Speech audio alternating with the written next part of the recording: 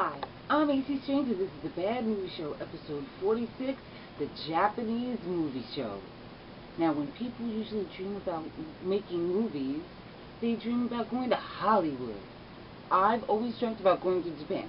Maybe it has something to do with all the Godzilla and Kung Fu movies I've seen with my mom as a kid. But I love it. Tonight I'm reviewing 3 Japanese horror movies. 2 of them are considered shock, and the third is just shocking. Now, shock or shock action is like a subgenre in Asian horror movies where it's like the most gory movie mixed in with very dark comedy that is ultra-violent. Okay? So let's get started, shall we? First up, we have The Machine Girl, not rated Fever Productions. Written and directed by Nobuo Iguchi, starring Manase Yoshiro. Now, Ami is a nice, normal girl whose brother is bullied and then murdered. Her brother and his friend, Takahashi. She goes to confront the parents of one of the boys responsible, and they tempura fry her arm. Okay? She goes back to exact bloody revenge by getting the bitch that fried her arm, and then killed the bully, and goes after the head bully, who's the son of a Yakuza, the head of the Kimura clan, who's really brutal. And she goes to their house, and they capture her, they torture her, they beat her, and they cut off her arm.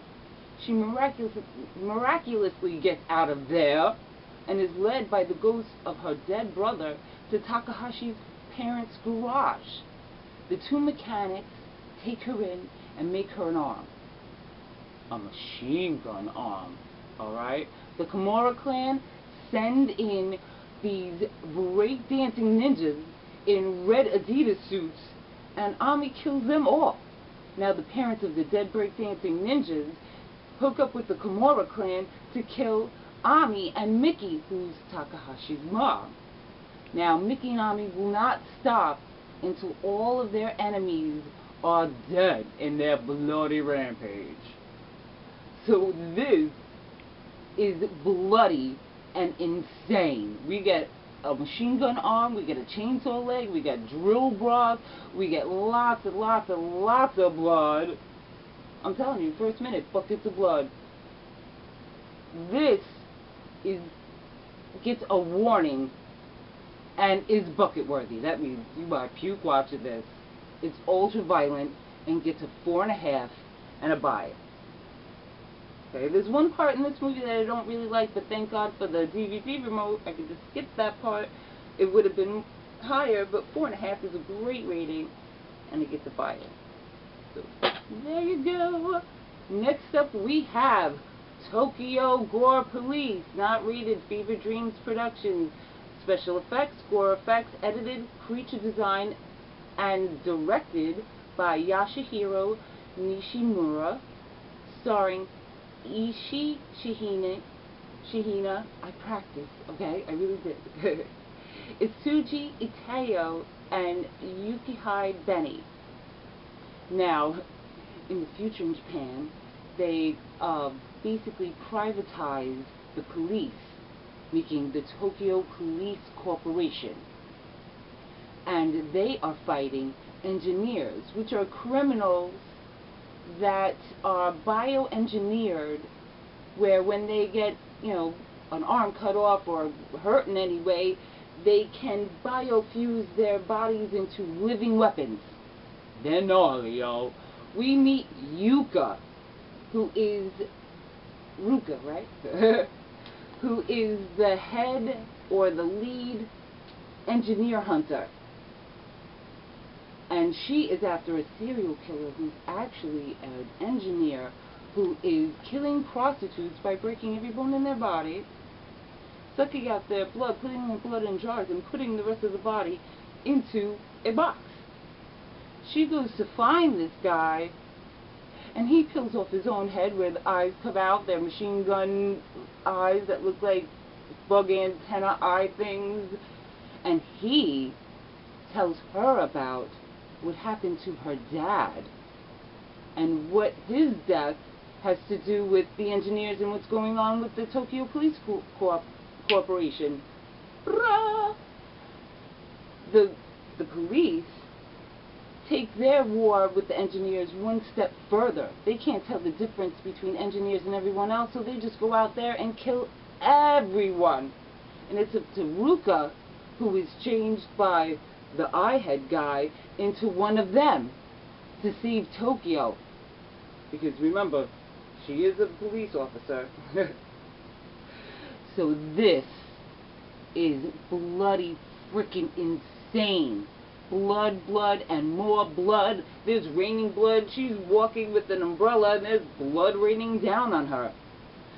There is a girl with a penis nose, a snail girl, a girl with teeth on her boobs, a monster vagina, a guy with a shotgun cannon penis. Hun, I can go on. This is so freaking nuts. This gets a full-on warning because you cannot unsee the things that you see in this movie. It's also bucket-worthy. You might puke a little bit, so get your tissues and some water because get ready, it might happen. And it gets a 5. 5! This is so insane, and I don't even know how they did half the things that they did in this movie. But I'm happy they did them. Just buckle up when you watch this movie. It's a pretty bumpy ride, so get ready for it. It gets a buy it, and it also gets a bad movie gold star. Because didn't you hear me? Girl with a penis nose, monster vagina. Yes, bad movie gold star. 5, buy it. This is crazy. I brought this to the bar, and people were standing there like this. What is this movie? So I walk around the whole night going, Tokyo Gore Police, Tokyo Gore Police, Tokyo Gore Police. Buy it. But remember, be forewarned. You can never erase those images from your mind after watching that movie. You might be a little crazier after watching that movie, but I liked it. Last but not least, Battle Royale, not rated, by the Toei Company and Anchor Bay Entertainment. Screenplay by Kenti Fukasaku, directed by Kenji Fukasaku, starring Tatsuya Fujiwara, Aki Maeda, and Beat Takahashi.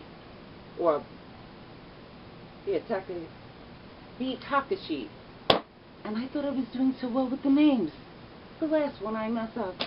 Go figure. Anyway, in the not too distant future in Japan, the economy crashes, unemployment skyrockets, and adolescent crimes are rampant, okay? Leaving the adults to fear for their own survival. So the government puts in for the BR law, or the Battle Royale law, where every year a 9th grade class gets picked and they are sent to an island, and all the kids are hooked up with shocking exploding collars, and basically they're given bags with food, maps, and a random weapon, and they have to go into the woods to kill each other until only one is left or they all get blown up. Okay? In this 9th grade class we meet Shuya, who promises to protect Nakagawa, this really sweet girl, and they meet up with which is a transfer student, this guy who's really dangerous. He survived the game once before and he was sent there to shake things up. Okay? There's also their teacher, their 7th grade teacher that is controlling this whole thing, Kitano, who's watching the whole thing on video, and it gets really dramatic. This isn't as shocking as the other two. But basically, they do have to, these kids are killing each other off. And the survivors find it really, really hard to not kill to survive. So, yes, this is shocking. There is blood, there are heads coming off, but it's not as insane as the other two. It's actually well acted, and at times kind of sad. I like this very much. Has a lot of dramatic music and a lot of flashbacks, but I'm going to give this a 4.5 and a buy. Like I said, very dramatic. And remember that they're kids, so it's like, oh, I have a crush on this one, and oh, do you like this one? And there's this really gnarly scene with these girls in a lighthouse, and they end up, after a misunderstanding, all killing each other off. It's pretty rough. So buckle up for all 3, children. I hope you like tonight's show. And if you know of any shocking Japanese horror movies, you know what you gotta do? You gotta let me know, because I wanna know. I wanna see them. And I will do this segment again, so what should I be watching? Until then, please, watch more movies. I'm A.C.Strange, and this is the Bad Movie Show. Thank you. Good night.